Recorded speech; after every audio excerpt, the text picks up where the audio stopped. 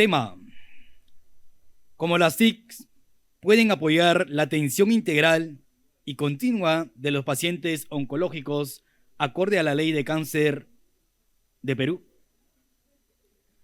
Los ponentes son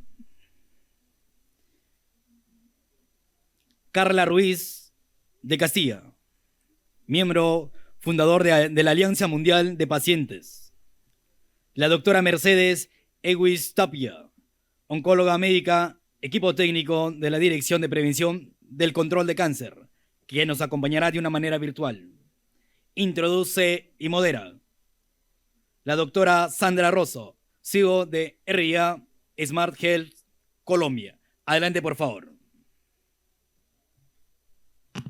Bueno, pues muy buenos días a todos. Carla, un gusto que nos estés acompañando. Quiero verificar que la doctora Mercedes nos escuche. Buenos días con todos. Doctora Mercedes, ¿cómo está? Aún no la vemos aquí en sala, pero mientras están organizando ese tema, quiero de verdad agradecerles a ambas y a todas las personas que nos acompañan presencialmente, pero también virtualmente, por este espacio. Para mí el tema de la atención de cáncer es un tema en el que tengo una, ¿cómo dirá? Como una inclinación por temas familiares particulares, entonces es un tema de primer interés. Y hoy quiero poder tener de ustedes un contexto de lo que tiene que ver con la atención de cáncer en Perú, los desafíos que hay a partir de la ley. Y bueno, vamos a empezar, si les parece, dándole unos minutos escuchando un contexto que nos va a presentar Carla. Carla, muchas gracias, bienvenida. Entonces tenemos la audiencia para ti inicialmente y ya después vamos con las preguntas, doctora Mercedes. Muchísimas gracias, Sandra. Muchísimas gracias, doctora Mercedes, y a todos los asistentes. En primer lugar, quisiera presentarme. Soy Carla Ruiz de Castilla, trabajo en una organización de pacientes, por lo tanto hemos tenido muchísimo contacto con pacientes oncológicos y de otras patologías y sobre las tecnologías de la información y comunicaciones y cómo pueden apoyar la atención integral. Realmente creo que hemos tenido una evolución grandiosa y pueden ser de los efectos positivos a pesar de la pandemia que podemos rescatar en todos estos tiempos que hemos estado viviendo últimamente. Siguiente, por favor. No sé quién me ayuda con las diapositivas, Sandrita. Bueno, básicamente como para entrar en contexto, esto ya creo que lo hemos estado hablando desde ayer, ¿no? ¿Qué son las TICs? Pues recursos y herramientas que se utilizan para el proceso de administración y distribución de información, sobre todo. En el caso de los pacientes peruanos, bueno, ahí tenemos una lista, ¿no? Puede ser a través de ordenadores, teléfonos, televisores, internet, imprenta, correo, etcétera. En el caso de los pacientes oncológicos, básicamente este contacto se ha llevado a cabo a través de los celulares y la búsqueda de ellos en primer lugar de contactar con sus hospitales, con sus médicos y en un segundo momento ya que las autoridades ven esa necesidad también de contactar y hacer seguimiento a los pacientes que tenían continuidad de tratamientos.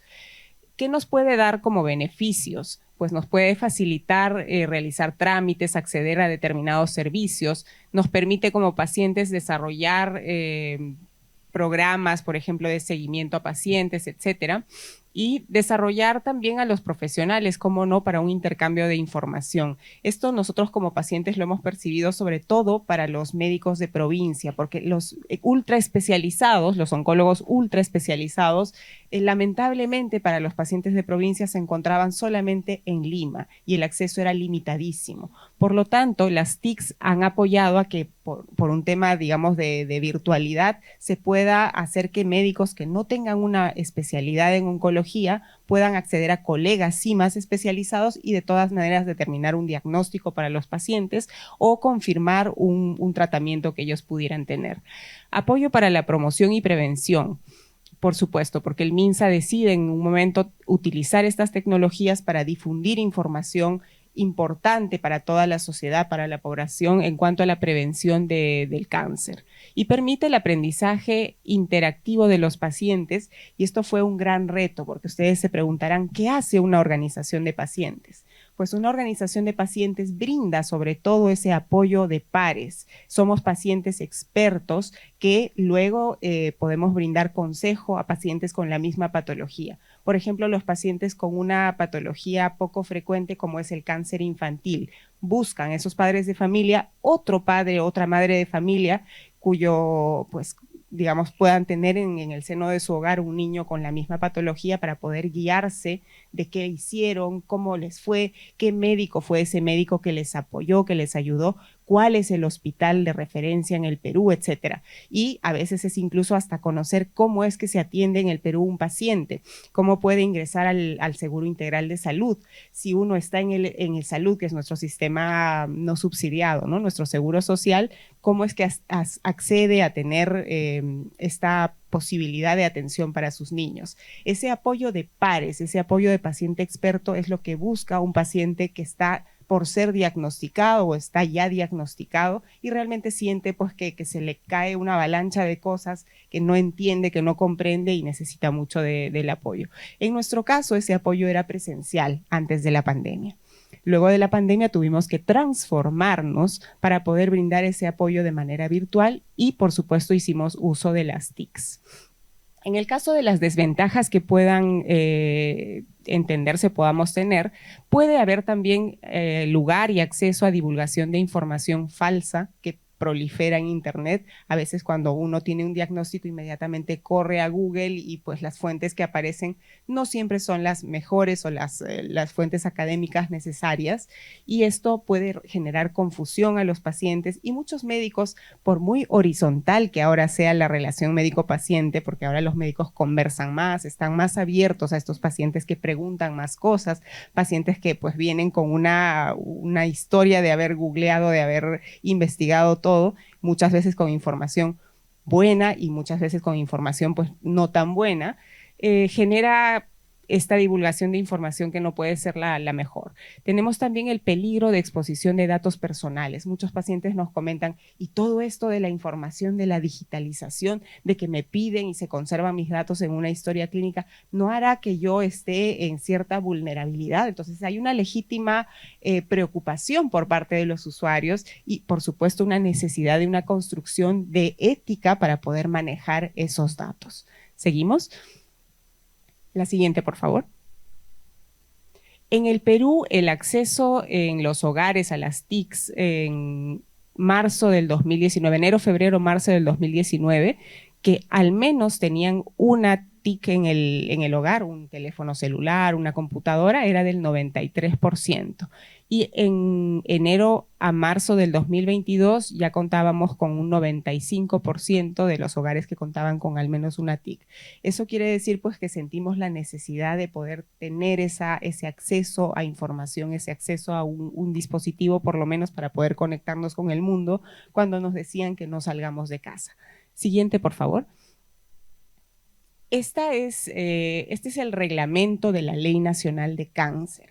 Nosotros hoy contamos con una Ley Nacional de Cáncer y es un paso muy grande y que hemos dado durante la pandemia, no obstante la pandemia, porque el paciente con cáncer, lamentablemente, como otros pacientes no COVID, durante todo ese periodo fue ampliamente olvidado, ¿no? Estábamos como sistema de salud naturalmente atendiendo la pandemia, que era lo más grave, lo más urgente, pero muchos pacientes con cáncer dejaron de ser diagnosticados y muchos pacientes que ya habían sido diagnosticados dejaron de continuar con sus tratamientos. Y en este caso, cuando un paciente con cáncer no se diagnostica a tiempo o no continúa su tratamiento, lamentablemente, en muchos casos se le está condenando a la muerte.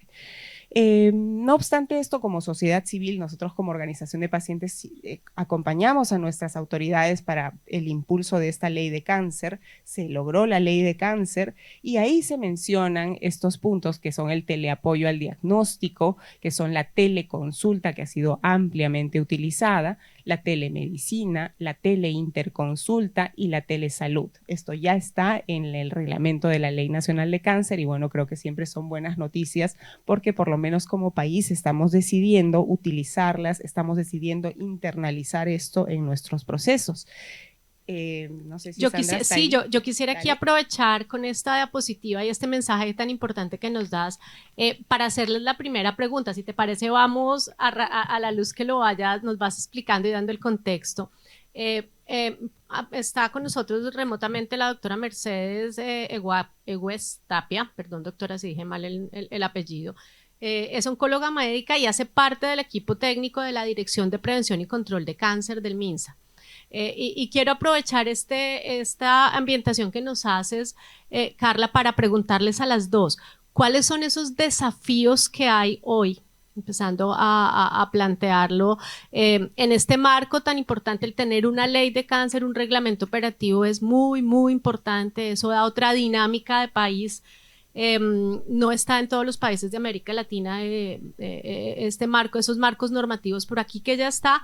¿Cuáles son esos desafíos desde esas herramientas digitales? ¿Cuáles son los desafíos que hay para que esa ley de cáncer se eche a andar realmente desde lo digital o no? No sé, doctora Mercedes, si usted nos escucha, quisiera de pronto que usted nos diera sus apreciaciones primero antes de entrar aquí a escuchar también a Carla. Sí, buenos días con todos los presentes. Muchas gracias. A nombre del Ministerio de Salud, les agradecemos la invitación. Estoy aquí en representación del doctor Víctor Palacios.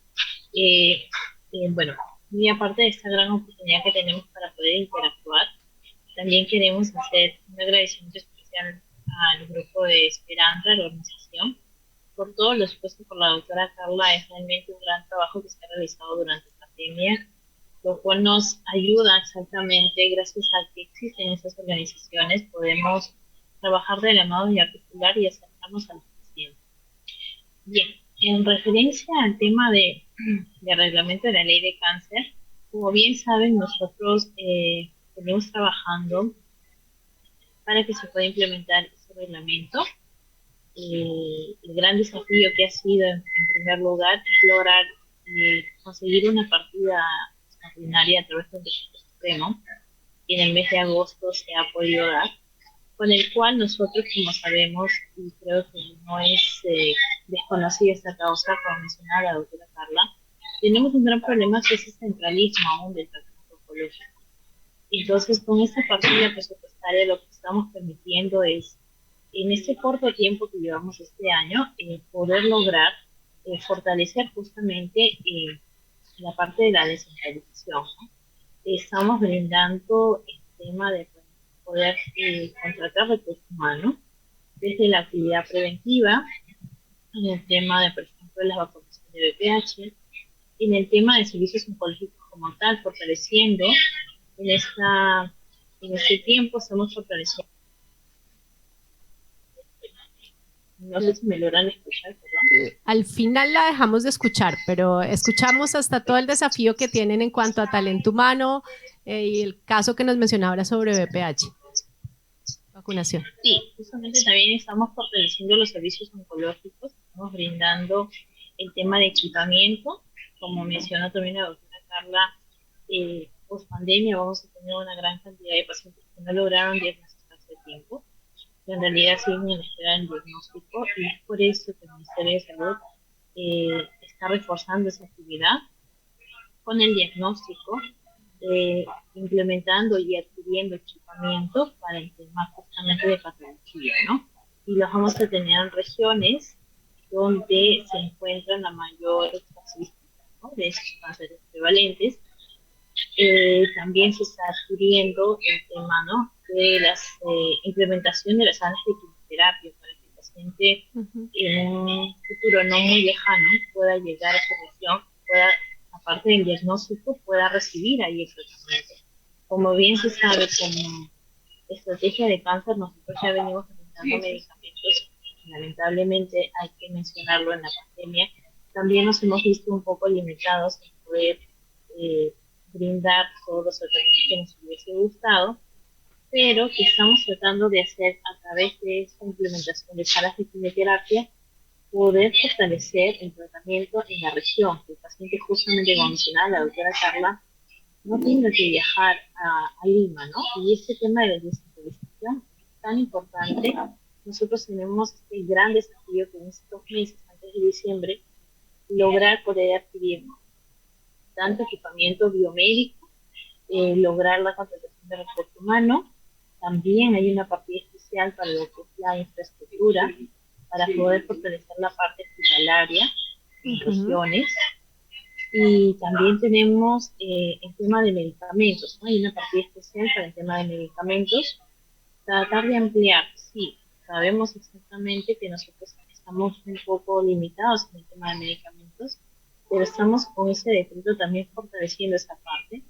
Creo que es un desafío, primero el tiempo, ¿no? Porque estamos bastante cortos, pero también es un gran trabajo, es un gran logro, porque no se hubiese logrado todo ese trabajo si no hubiésemos estado de la mano con sociedad civil, porque escuchar a los pacientes es importante, no Doctora solamente Mercedes, detrás del escritorio.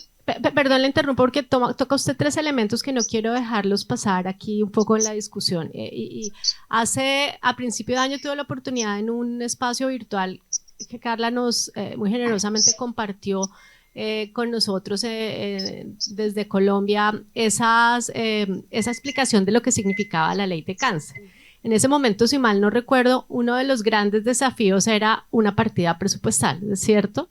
Entonces, estoy entendiendo que aquí un poco que, como siempre en la atención en salud, pues los recursos nunca son suficientes, pero ya hay una partida presupuestaria y ya hay un proceso allí. No sé, Carla, frente a lo que plantea la doctora Mercedes, ¿tú qué opinas? Ahí cómo están los avances y demás, para ver si entendí bien lo que ella nos explica.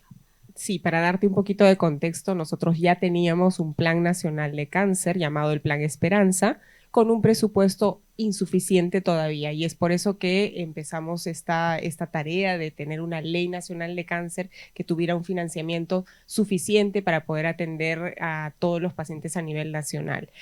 Todavía no está, digamos, ese financiamiento completo. Las autoridades, el doctor Víctor Palacios, el equipo de la doctora Egues han solicitado una partida presupuestal, un incremento, porque estamos ante un escenario de ley nacional de cáncer ahora.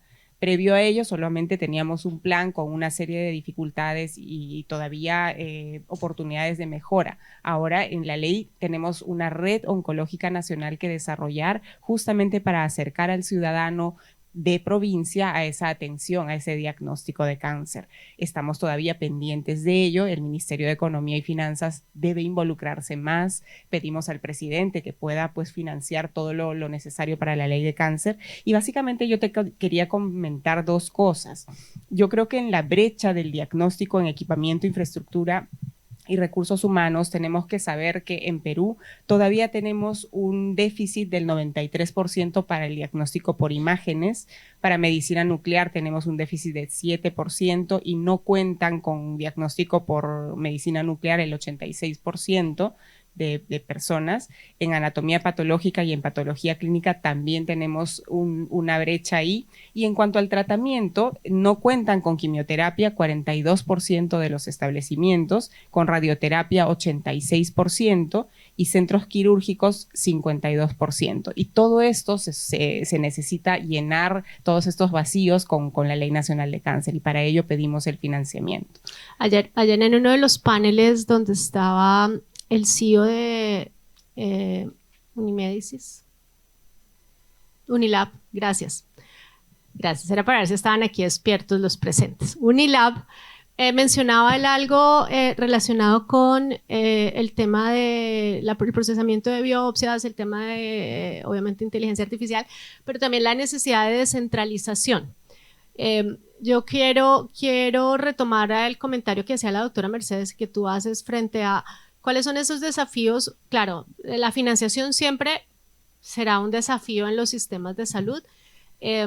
Teniendo ya algunas partidas y demás, ¿cómo poder hacer esos procesos de priorización para realmente avanzar en descentralizar esas actividades de detección temprana, de diagnóstico, de tratamiento, para cerrar esas brechas que tú mencionas que son muy importantes, porque obviamente también lograr el acceso adecuado y oportuno a todo este tipo de apoyos diagnósticos permite que los tratamientos sean más efectivos, que el paciente pueda detectarse tempranamente. Bueno, allí todo el tema de lo que hay en la ruta de cáncer, en una ruta de cáncer, pero en términos de descentralización, que me parece un elemento muy importante, porque eso hace que sea inequitativo. Yo digo en Colombia que no es lo mismo ser un paciente oncológico en la capital que en otra ciudad intermedia y menos en municipio, y creo que es la realidad en todos los países de América Latina.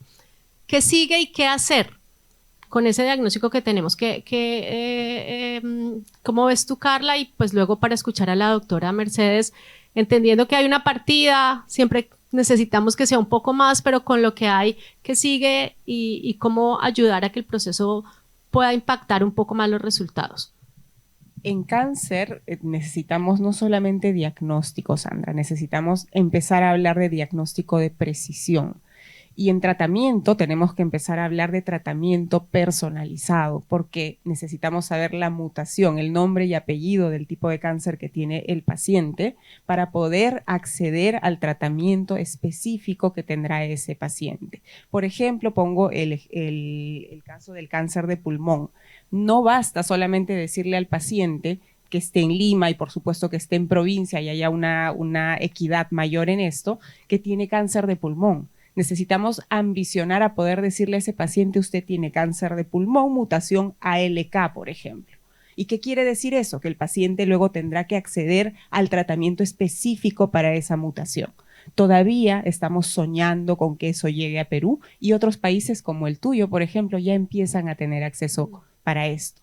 Entonces, tenemos que ya empezar a mirar todo ese largo alcance, no solamente llenar el vacío de que se diagnostique a todos de cualquier manera, no, sino diagnóstico preciso y también tratamiento innovador y un tratamiento completo y un tratamiento a tiempo para los pacientes. Cuando empecemos a hablar de este tipo de cosas, seguramente vamos a resolver los grandes problemas que todavía tenemos con el cáncer en el Perú. Doctora Mercedes, ahí entonces le hago la pregunta a usted sé lo difícil que es hacer política pública y administrar recursos públicos, pero le paso un poco el micrófono y la posta para preguntarle, en relación con el planteamiento que hace Carla de medicina de precisión, tratamientos personalizados, realmente capacidad del país de ofrecerle a los peruanos este tipo de tecnologías y demás. No digamos que qué tan cerca o qué tan lejos estamos, sino cómo hacer para llegar allá. ¿Cuáles cree usted que deberían ser esos elementos claves, doctora Mercedes, para trabajar en función de este tipo de tecnologías que se plantean desde el marco normativo y demás, pero efectivamente cómo hacer para que sea realidad? Y espero no ponerla en aprietos con esta pregunta. No, estamos felices de poder interactuar en esos temas porque justamente la comunicación es lo que hace que nosotros también podamos avanzar. Bien, como mencionaba la doctora Carla, con el decreto supremo 009 del 2012, en el plan Esperanza, se abrió esta ventana, ¿no? Y entendemos nosotros que desde el 2012 hasta la actualidad se ha ido trabajando, y como menciona también la doctora Carla, tal vez un poco lento, porque justamente como mencionamos, el tema presupuestal es básico en este tipo de progresos, pero que sí también estamos con mucho optimismo, porque con este decreto se ha empezado a hacer historia, porque antes, como mencionaba la doctora Carla, para poder llegar a la medicina de precisión necesitamos poner las bases. Y estas bases es justamente en esta primera etapa lograr fortalecer el diagnóstico básico. El diagnóstico que no todavía todos los peruanos tienen de poder contar. No sé si me logran escuchar. ¿Me confirman, por favor? Sí, la estamos escuchando. Bien. Bien. Entonces, esto es un camino, no es nada fácil. También tenemos etapas y en esta primera etapa, justamente como mencionaba, el diagnóstico básico, el que tendríamos que tener derecho todos, ya lo estamos logrando en este tiempo tan corto. Ahora, lograr la medicina de precisión no es lejano, pero sí debemos seguir trabajando articuladamente. Como mencionaba la doctora Carla, mucho tiene que ver aquí el Ministerio de Economía y Finanzas para que nos pueda seguir apoyando. En esta segunda etapa tenemos ya planes para el 2023 que están próximos a ser anunciados. Justamente también vamos a seguir fortaleciendo esas actividades. Así que en el tema de medicina de precisión esperemos que no nos tome 5 años, nos tome menos tiempo.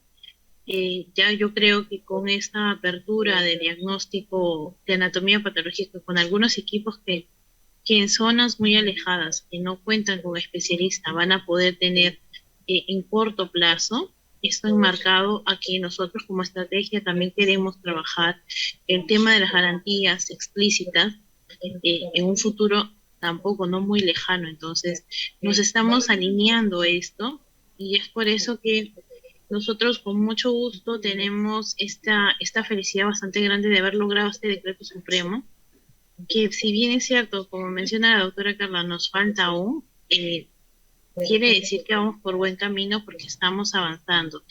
El día de hoy ya contamos con brigadas que están yendo, que es el tema preventivo, y también estamos contando con el otro año ya abrir plazas para el tema de recurso humano especializado, ¿no? Entonces, creo que vamos por buen camino. Obviamente es bueno también estar con las organizaciones de pacientes porque es escuchar al paciente y poder modificarlo a esta salud pública, como mencionas, que no es nada fácil, obviamente. Eso sería mi intervención. Muchas gracias, doctora. Y sí, yo quiero también resaltar la importancia de que tengan ustedes ese marco normativo. Tienen un desafío y es lograr que no se quede en letra muerta. En Colombia, hago la analogía, nosotros tenemos una ley de cáncer desde el 2013. Y efectivamente el desafío es que no la hemos podido implementar toda por diferentes motivos, y entonces cuando uno ve hacia atrás dice, bueno, debimos haber empujado más, pero bueno, eso es, creo que es claro, tener el marco normativo es muy importante. La doctora Mercedes toca algo que es muy relevante, ya ahora voy atrás a las preguntas en unos minutos, y es que me parece muy importante, y es el tema de la participación de los pacientes. Yo soy una persona convencida que los sistemas de salud necesitan mecanismos efectivos para que las personas participemos, nos apropiemos, nos empoderemos. En el tema de atención de cáncer, Carla, quiero preguntarte, ¿qué tan cerca ves tú en Perú la posibilidad de que los pacientes empiecen a participar activamente en la definición de los tratamientos? En Estados Unidos, ese concepto de la toma de decisiones compartidas, un poco lo que tú mencionabas y mencionaba esta mañana el doctor Moya, el doctor Limo en la primera conversatorio, es cómo lograr que sea menos vertical el proceso de comunicación entre el equipo de salud y con los pacientes también. ¿Cómo ves tú esa posibilidad real de que los pacientes puedan participar en la definición de tratamiento? Porque puede que desde lo clínico la decisión de un tipo de tratamiento quirúrgico, cualquier cosa, sea lo mejor para el paciente desde lo clínico, pero tal vez no es lo mejor para el paciente porque eso le puede cambiar la vida. En ese concepto de decisiones compartidas, ¿cómo ves tú que Perú está en esas posibilidades?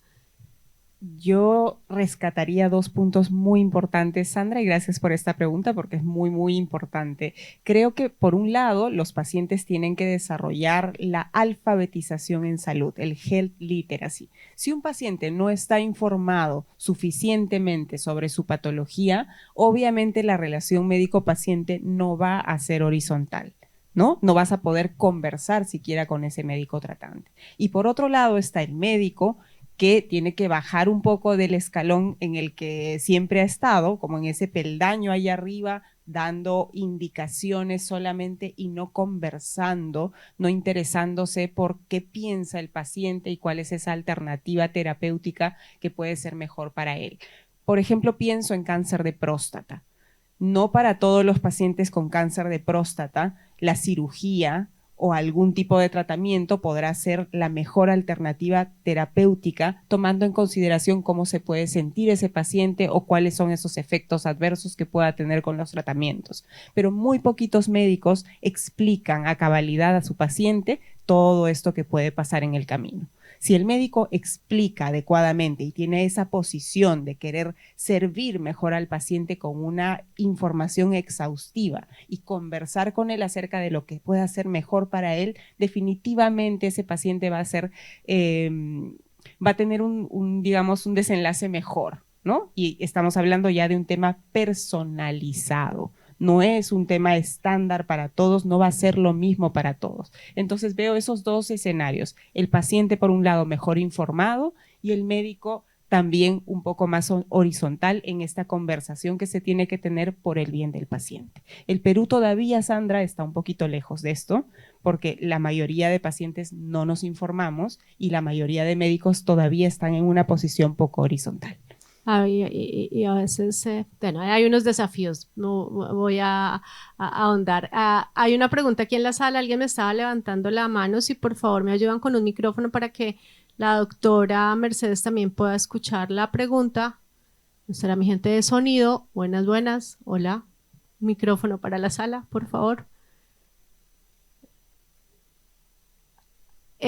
Vamos con esta pregunta y por efectos del tiempo vamos a redondear un poco las apreciaciones. Un micrófono, por favor. A ver aquí.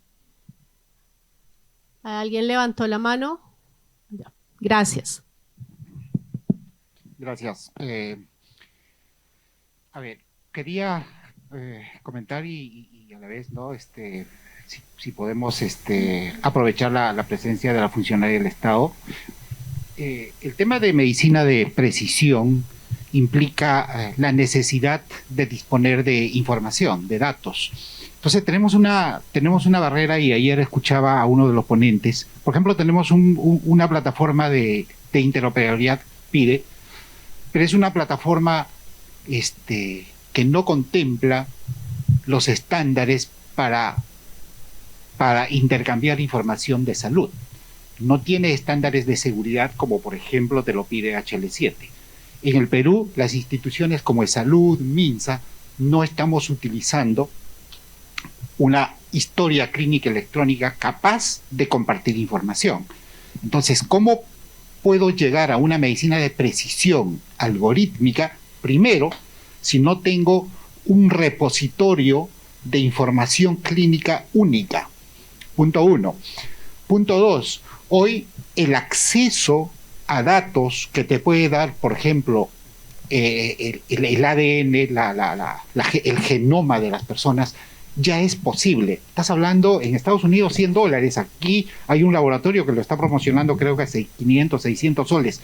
Claro, los beneficios que te puede dar el tener el mapa genómico de las personas son grandes frente a esos 500 o 600 soles o $100 que te puedes conseguir siempre que puedas contar con una información médica unificada, una información centralizada. El Estado como tal no la tiene y nos ofrecen una plataforma de interoperabilidad que no tiene los estándares de seguridad. ¿Cómo voy a utilizar la información que tengo en PIDE si no tengo la seguridad de que esa información que viene de otro centro es o no es confiable, por ejemplo? Entonces, me permito decir, oye, tenemos que avanzar con lo básico. Y lo básico es tener una información médica unificada por persona, por paciente, y sobre esa construir otras, como por ejemplo el mapa genómico. Ok, muchas gracias por el comentario. Doctora Mercedes, ¿algún comentario frente a la interesante inquietud? Sí, muchas gracias por justamente comentar ese tema, que sí, lo estamos viendo ya desde el tema de la implementación de ese reglamento. También se viene trabajando ya una primera fase, el tema de implementar una interoperabilidad específicamente de los sistemas, en cuanto a que nos va a permitir justamente poder realizar una trama. Esto es inicial, ¿no? Y perdonará un poco que no manejo los términos de ingenieros, pero más o menos eso nos va a permitir elaborar una trama que va a poder unir los demás sistemas, los cuales nos va a permitir en un momento, en este preciso momento o en ese tiempo, en este año, trabajar justamente el tema de información.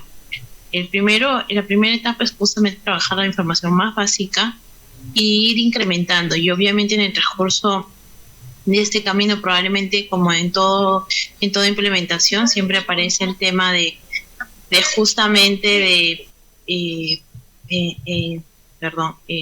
el tema de poder ir precisando, ¿no? Y mejorando. Y justamente el tema de la seguridad de los datos es lo que venimos trabajando también. Esto se está trabajando ya en paralelo desde que el reglamento empezó a salir. Ya tenemos grupos de trabajo netamente con esta parte. Lo que pasa es que justamente como ustedes bien saben que no es un secreto tampoco, en el Estado tenemos bastante camino por recorrer en cuanto al tema del sistema un poco burocrático. Entonces, ya venimos trabajando ese tema, tenemos una primera fase, también se viene trabajando articuladamente con parte de los equipos de informática de otras instituciones. Ahora esto, obviamente, en una etapa dada vamos a tener el trabajo articulado con la sociedad civil, porque está también planteado, ¿no? Y muy aparte de trabajar esta trama, tenemos que escuchar la parte usuaria para ir también mejorando de cierta manera esta interoperabilidad. No sé si logro contestar la duda, la pregunta, pero más o menos eso es lo que venimos trabajando en este momento. Gracias, doctora. Gracias por el comentario. Mi querida doctora Carla, para cerrar, porque aquí ya me apareció un letrero rojo que dice que se nos acabó el tiempo y están los otros ponentes y muchas cosas por conversar, pero un poco pegados al tema de la agenda. ¿Cuáles son, para las personas que nos acompañan aquí, que están conectados virtualmente, cuáles deberían ser las líneas de acción, las líneas de trabajo que desde sus instituciones, prestadores de servicios de salud, clínicas, hospitales, aseguradoras, para lograr que este reglamento avance, para que las cosas pasen? Sí, porque siempre he dicho que a veces uno espera que sea el ente gubernamental el que solucione cosas. Hay cosas que solucionar, pero hay líneas de tiempo, dificultades, restricciones. Siempre estoy convencida de que desde lo que cada uno hacemos hay cosas para aportar para la mejor atención de los pacientes del Perú en el tema de oncología. ¿Qué tarea le quieres poner y nos quieres poner a los que estamos aquí conectados?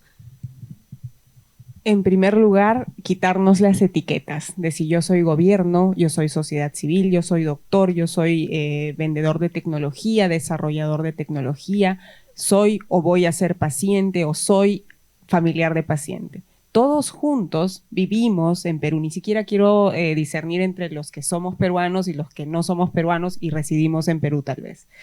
Todos los que vamos a usar el sistema de salud tenemos la obligación de construir, co-construir el sistema de salud que necesitamos en función a nuestra experiencia, en función a todo lo que podemos aportarle, a veces a nuestra autoridad. Muchas veces hemos tenido que trabajar gratuitamente, estudiar gratuitamente para poder aportar algo al ente regulador o al MINSA o a quien estuviera haciendo las veces de lo que se quiera construir, porque está fallando algo en el sistema de salud. Entonces, ahí habían preguntas interesantísimas, apropiémonos de ello, si conocemos esto tan especializado, aportémosle esto al ministerio y hagamos el check, ¿no? A ver si lo están haciendo. Hagamos eso, aportemos para poder generar ese sistema de salud que todos necesitamos. Muchísimas gracias. Muchísimas gracias, doctora Mercedes. Gracias por su tiempo, a la virtualidad y desde el lugar del mundo donde usted está. Gracias por acompañarnos. A los presentes también, muchas gracias. Muchas gracias al oponente, fuerte los aplausos para ellos, muy agradecido, por supuesto, con sus momentos y con su gran conocimiento que siguen discerniendo. Gracias a ustedes.